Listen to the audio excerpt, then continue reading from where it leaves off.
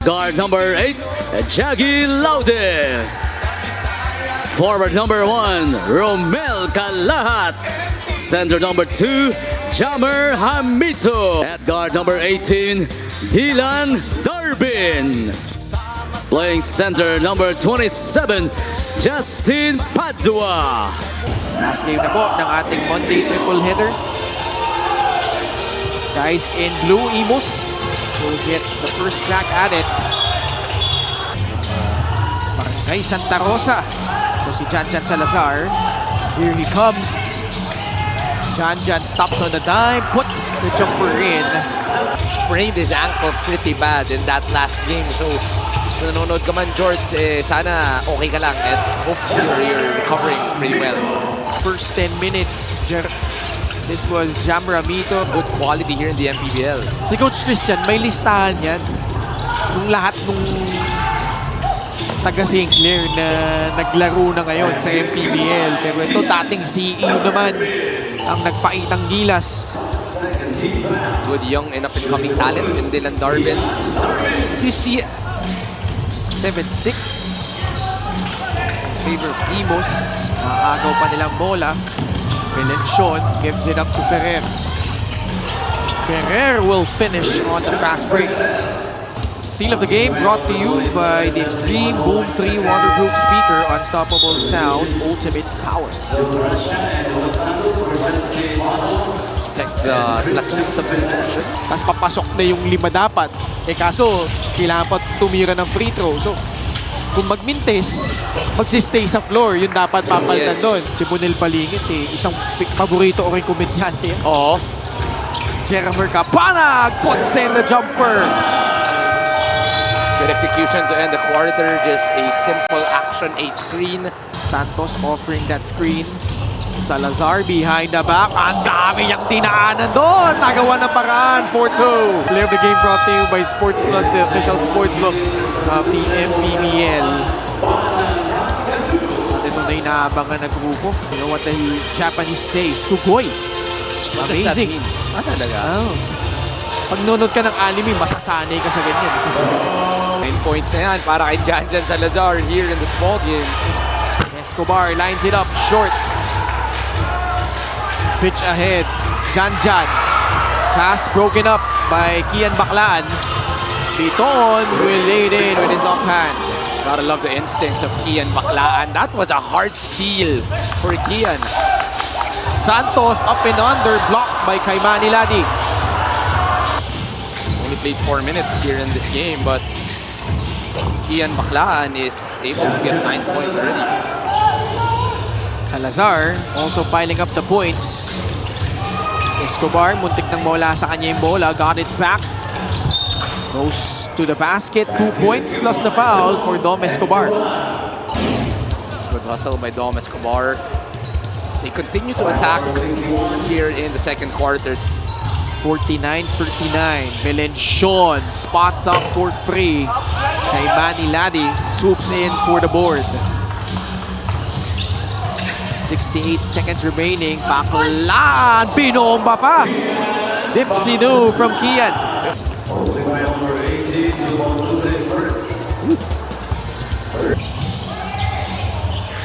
Prince Casin gets it to Jammer Hamito. Outside defender playing the wing but forced to defend Jammer in that last play. Janjan Salazar, swak na swak yung kanyang tres. Ano talagang first, nagkipagsagutan ng baskets with this first group of Caloocan.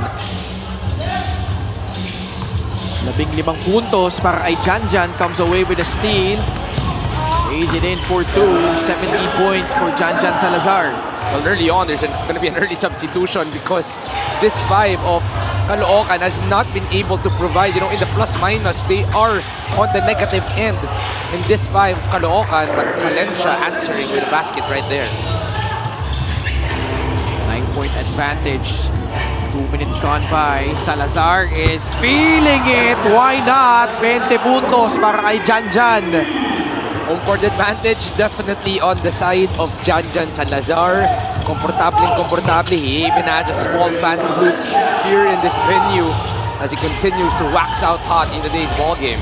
8 points in a span of a couple of minutes for Janjan Salazar. Salazar can't finish this time around Jammer Amito.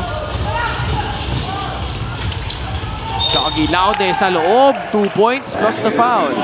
It's a little better now, especially being led by Irvin Valencia. Play of the game brought to you by Sports Plus, the official sportsbook of the MPBL.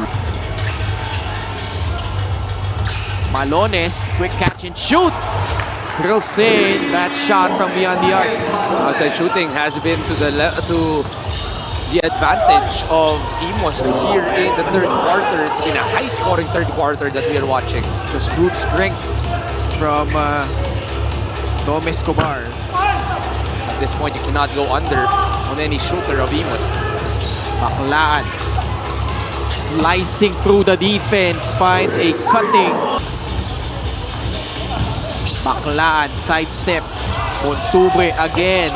Kay Manny Lati! The fronter goes spot back! Out of nowhere! Chillax lang si Nani Rabs. Nakita ko nang mangyayari yun eh.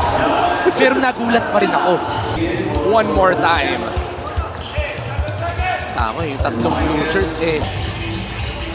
Step back jumper, Janjan Salazar, too strong. 24 na yan para kay Janjan Salazar. Lob towards kay Manny Lati.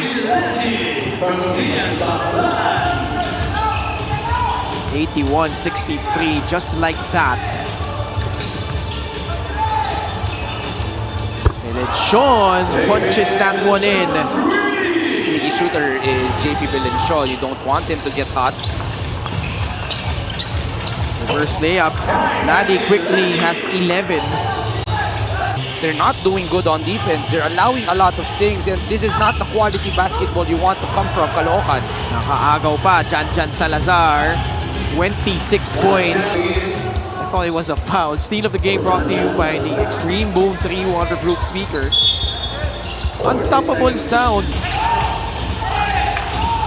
Melenchon. He is hot. 18 points. 3 straight triples. Nakuha ng Imos Fuentes. Steps into a free. Rebound nakuha ni JJ Manlangit. Escobar, sumugod.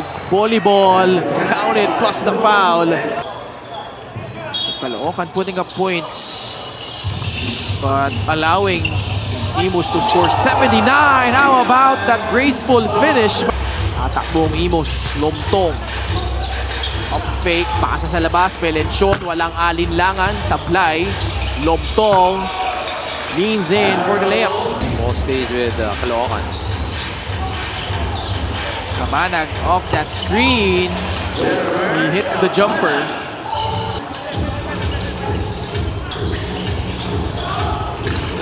Bola na agaw. Turnover. Jermer Kabanag. Reverse layup short. Pagsanhan cleans it up. And a bonus free throw coming up after getting fouled. Get his confidence going. Itong si Harvey Pagsanhan. Harvey, rim run. This is what he does best on the offensive end. Either getting those putbacks or getting himself in transition. Caloocan reaching the century mark. Still a lot of time left. Tayong Tong comes away with a steal. Manlangit will lay it in. It's a rare time where Caloocan is playing all the players that played. Kumbaga entering their third season na at the very least. 106-83.